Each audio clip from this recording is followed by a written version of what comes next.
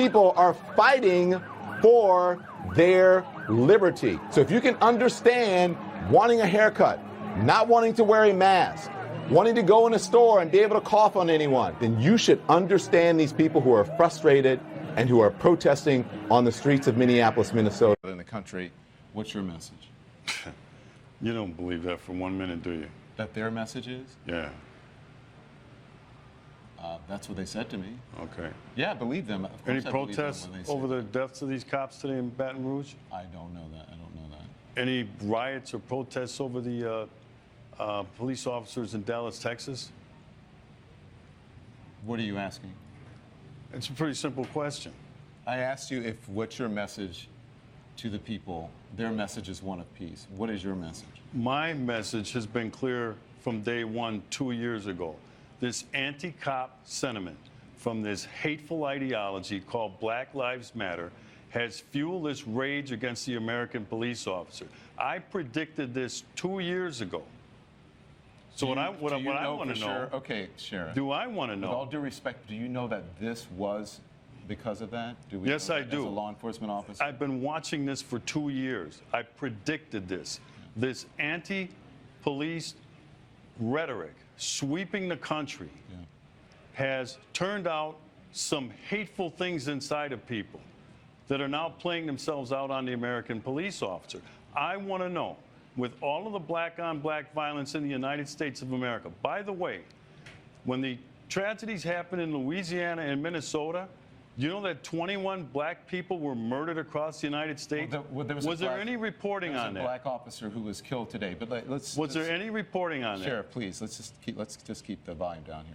So I understand, and listen, I'm looking at 3 dead cops this week, Sheriff, and I'm looking at 5 last year. You trying to tell me to keep it down? Just please, if you'll just please, we can keep it civil. So, because the message to people at home, I'm sure you want, is one of civility. I wish, Don, I wish you had that message of civility to have a conversation toward with this you. Hateful ideology, these purveyors of hate. You don't know what my message is. That's what I want to say to you is, these people preach vile and virtue in the name of hate. And we'll be right back. All I want to do is have a conversation. I can't have a conversation with you if we're both talking at the same time. What it sounds like to me is that you're accusing me of violence and supporting something. My point was that black kids in Chicago get killed every single day. Where is the Black Lives Matter in Chicago? Where are they? When black people kill black people, they don't come out and do this crap. The only time they do this crap is when a white person touches them. They're the racists. They are the racists. Because white cops, it's wrong for a white cop to kill a black person, that's for sure. But if it matters, it should matter at all times. So what are you fighting for? What are you fighting for? You're not here to fight injustice. You're here to cause drama. Will be stop violence. It's not about blacks. In a unicorn world. That's not a unicorn world. Period. Okay, since you're so... You guys claim blacks are oppressed. I am black. I'm not oppressed. I am free.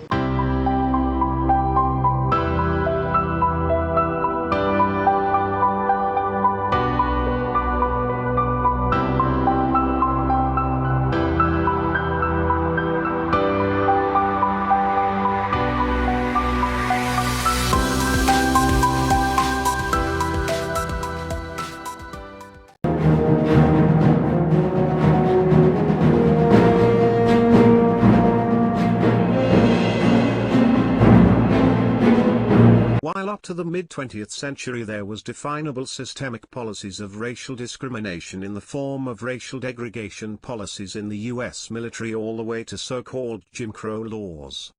These were addressed in the civil rights movements that reached its apex in the 1960s. Putting aside any questions about character, political leanings or motives, the essence of the ethos and mindset is captured nicely in the often referred soundbite of Martin Luther King Jr.'s "I Have a Dream" speech. Like the suffragettes, this is the authentic side of the activism from the perspective that it is leading to equality of opportunity under the law. From this, it is a matter for people to make their own way, as referred to in the line of thinking that the American dream gives the right to pursue happiness, not the right to happiness. This is by and large the focal point of the meritocratic mindset much of the populace has adopted. In various industries there may be a difference. Modern activists, however, are focused upon the so-called inequality of outcome via certain metrics. And instead of respecting the fact this is a result of the differences in choices people make, the priorities they choose and non-quantitative forms of choices people are happy with. For example, joys of motherhood in terms of women who opt to focus on parenting instead of careers when they are in their 30s. In the case of racial activists, the irritation at the squeeze on living standards that has occurred slowly since the end of the gold standard has given itself focus around the vague notion of white privilege.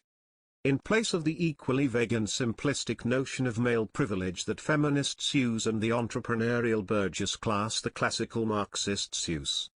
Just as feminists ignore the large majority of men who are deemed near worthless to society and only cherry-pick the upper echelons, so racialist activists do the same and ignore impoverished Appalachian white people, for example, just as it is revealing the extent to which the same activists and networks who are pushing the destabilization riots while Trump is in power conveniently ignore the death of people such as David Dorn, a retired police officer defending his friend's pawn shop from looters.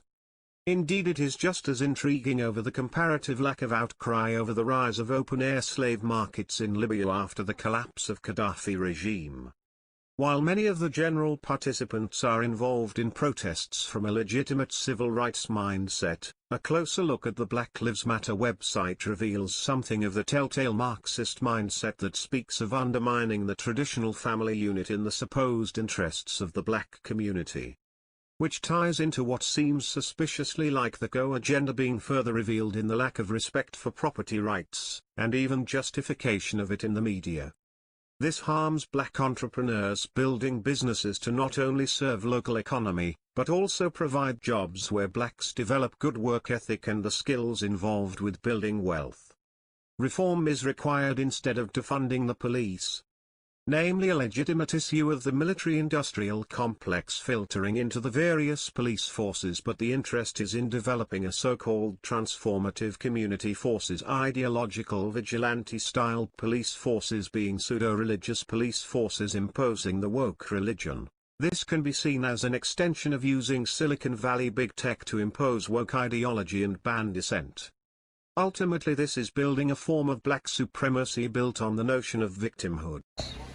Okay, I want you to find by the time you leave this autonomous zone, I want you to give $10 to one African American person from this autonomous zone. And if you find that's difficult, if you find it's hard for you to give $10 to people of color, to black people especially, you have to think really critically about in the future, are you going to actually give up power and land and capital when you have it? If you have a hard time giving up $10, you got to think about, are you really down with this struggle? Are you really down with the movement? Because if that is a challenge for you, then I'm unsure if you're in the right place. This can be seen as an extension of using Silicon Valley big tech to impose woke ideology and ban dissent. Ultimately, this is building a form of black supremacy built on the notion of victimhood. Instead of a biological determinist focus cynically around eugenics, we now have a social constructivist focused around sociology. For example, victimhood is the new supremacy and guilt is the rationale for a lower caste. This violates the ethos of Martin Luther King's speech as much as Jim Crow. This does not lead to healing, as the so-called debt will never be paid, so to speak, as it means end of affirmative action privileges. All intersectional groups end up fighting each other under this ideology as they are all focused around victimhood, oppression Olympics. One only has to look at the argument brewing around J.K. Rowling's tweets, and how she has attempted to utilize the narrative of assault to reseize the ground of supreme victim in place of being labeled the oppressor of trans people. The question is, what happens when feminism fights with racialism and we have Me Too meets Black Lives Matter? One side are misogynists or women with internalized misogyny, and the other side are all racists or so-called Uncle Toms. And we have a crapfest ensue. I want to be clear in how I characterize this. This is a mostly a protest. It is not, generally speaking, unruly.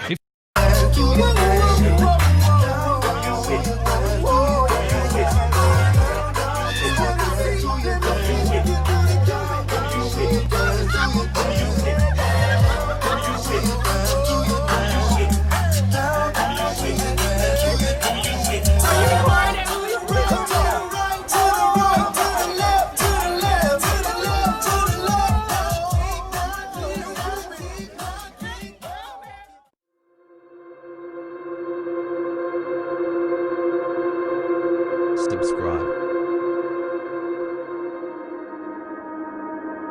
Comment in the section below. Hit the bell for more notifications. More content on BitChute. I am on Gab and Twitter. Like and share.